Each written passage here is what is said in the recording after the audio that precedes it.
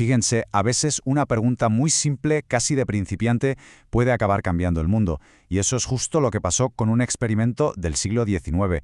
Uno que, aunque no lo parezca, está detrás de cosas tan modernas como el gas natural licuado o el nitrógeno líquido. Así que bueno, vamos a ver cómo una simple pregunta sobre gases nos llevó a todo esto. Aquí está el meollo de la cuestión. Imaginen la escena. Tenemos un gas a toda presión en un recipiente y de repente, ¡pum!, le abrimos la puerta a un espacio completamente vacío. ¿Qué pasa con su temperatura? A ver, la intuición nos puede decir una cosa u otra, pero la física exige pruebas. ¿Se enfría? ¿Se calienta? ¿O es que acaso no le pasa absolutamente nada? Pues bien, para resolver este misterio, allá por los años 40 del siglo XIX, un tal James Prescott Joule se sacó de la manga un experimento elegantísimo, de verdad. Lo que quería era muy claro: pillar al gas en plena expansión, pero totalmente aislado del exterior. Quería espiar qué le pasaba a su energía interna, que al final es lo que nos dice su temperatura. A ver, el montaje es una genialidad por lo simple que es. Imagínense, dos tanques. En el primero, el A, tenemos gas metido a presión. El segundo, el B, está al vacío, no hay nada. Entre los dos, una válvula. Y ahora viene lo importante. Todo esto metido en una bañera de agua. ¿Por qué? Porque el agua y un termómetro muy preciso son nuestros chivatos. Si la temperatura del agua cambia, sabremos si el gas ha soltado o ha cogido calor de fuera. Y aquí es donde está la magia del diseño. Pensemos. Primero, el trabajo. El gas se expande hacia la nada, hacia un vacío. O sea, no tiene que empujar nada para hacerse sitio. Si no empuja, no hace trabajo. Así que, trabajo, cero. Y segundo, el calor. Joule se quedó mirando el termómetro del agua y nada, ni subía ni bajaba. Eso solo podía significar una cosa. El gas no estaba ni cogiendo ni soltando calor. Estaba perfectamente aislado. Calor intercambiado, cero también. Entonces, ¿qué tenemos? Trabajo, cero. Calor, cero. La primera ley de la termodinámica aquí es súper clara. Si no entra ni sale energía ni como calor ni como trabajo, la energía interna del gas no puede cambiar. El famoso delta U tiene que ser cero. O sea, la energía que tenía el gas al principio es exactamente la misma que tiene al final. Vale, si la energía interna no ha cambiado, ¿qué pasó con la temperatura? Joule midió y, sorpresa, el cambio fue prácticamente cero. Nada. 0 grados de diferencia.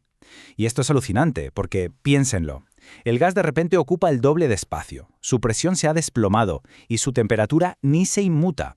Esta fue la primera gran pista del puzzle. Y claro, este cero no fue una anécdota y ya está. Para nada. Se convirtió en la pieza clave para definir un concepto fundamental en física, el del gas ideal. Y a partir de ahí, claro, para entender por qué los gases que respiramos, los gases del mundo real, no son tan perfectos. Y esto es lo realmente potente. El experimento de Joule no es que demostrara una teoría que ya existía, es que ayudó a crearla. Esta observación de que si la energía interna se mantiene constante, delta O igual a cero, la temperatura también se queda quieta, delta T igual a cero, eso, justo eso, se convirtió en la definición del libro de lo que es un gas ideal. Un gas cuya energía interna solo depende de su temperatura. Da igual si lo metes en una caja de zapatos o en un estadio de fútbol. Claro, todo esto está muy bien en la pizarra, en el mundo perfecto de los gases ideales. Pero, ¿qué pasa con los gases de verdad? ¿Con el nitrógeno del aire o el CO2 que soltamos al respirar? ¿Son tan ideales como dice la teoría? Pues la diferencia, como casi siempre, está en lo más pequeño, a nivel de las moléculas. Imaginen las moléculas de un gas ideal como si fueran bolas de billar diminutas. Chocan, rebotan y cada una a lo suyo, sin hacerse ni caso. Pero en un gas real, la cosa cambia. Las moléculas son un poco pegajosas, se atraen un poquito entre ellas. Son esas famosas fuerzas de Van der Waals. Y claro, esta pegajosidad lo cambia absolutamente todo. Cuando un gas de verdad se expande, sus moléculas se tienen que separar. Pero como se atraen un poco, necesitan energía para despegarse unas de otras. ¿Y de dónde la sacan? Pues se la roban a sí mismas. Usan su propia energía de movimiento, o sea, su propio calor. Y si gastan calor en separarse, pues se enfrían. Un poquito, pero se enfrían. Y ojo, que no todos los gases son igual de pegajosos. Para nada. Miren esta tabla. El parámetro A, de Van der Waals, mide justo eso, cómo de fuerte se atraen las moléculas. Y se ve clarísimo. El vapor de agua y el CO2 son bastante sociables. Tienen un valor alto. El nitrógeno, menos. Y el helio. El helio es el antisocial del grupo. Apenas se atrae. ¿Qué significa esto? Pues que cuanto más pegajoso, más se va a enfriar al expandirse. Vale, hasta ahora hemos visto que los gases reales se enfrían un poquito. Pero en el experimento original de Joule, este efecto era minúsculo, casi inapreciable. La pregunta del millón es, ¿y si pudiéramos encontrar una manera de amplificar este pequeño enfriamiento, de convertirlo en una herramienta de verdad, en algo potente? Y aquí es donde entra en juego el efecto Joule-Thomson. Podríamos decir que es como la versión 2.0, la versión industrial del experimento de Joule. Aquí ya no hablamos de una expansión de golpe en un tanque cerrado, no. Hablamos de un chorro continuo de gas que obligamos a pasar por un sitio muy estrecho, como una válvula medio cerrada, para que pase de una zona de muchísima presión a otra de muy poca. Y el truco, el secreto de por qué esto funciona tan bien, es un cambio de concepto termodinámico muy sutil pero crucial.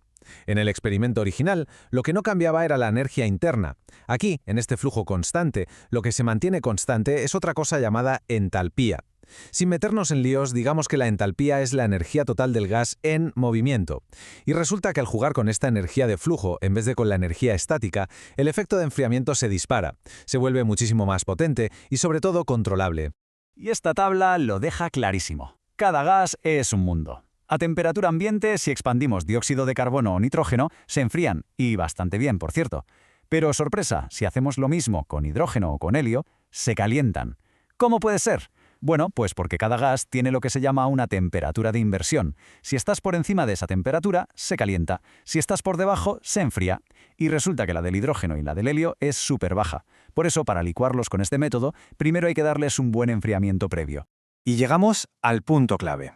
Aquí es donde toda esta física del siglo XIX aterriza de golpe en nuestro día a día. Porque este efecto, que al final nace de una imperfección de los gases, de que no son ideales, resulta que es el motor de toda la industria criogénica que conocemos hoy. Paremos un momento a pensar en las implicaciones. ¿Oxígeno líquido para los hospitales o para fabricar acero? ¿Se hace así? ¿El nitrógeno líquido que usan los científicos o incluso algunos cocineros? ¿Se hace así? ¿El gas natural que se licúa para poder llevarlo en barcos gigantes por todo el planeta? Adivinen, también se hace así. Estamos hablando de industrias enteras, de miles de millones que dependen de este principio. La conclusión, la verdad, es para quedarse pensando. Resulta que esa pequeña imperfección del mundo real, esa desviación del modelo teórico perfecto, esa pegajosidad de las moléculas, no es un fallo del sistema. Es la clave del sistema. Es la característica que hemos aprendido a exprimir para crear frío a lo bestia, a escala industrial. Y todo esto, claro, nos deja con una pregunta flotando en el aire. Este viaje, desde una pregunta súper básica hasta la criogenia moderna, nos enseña algo importante.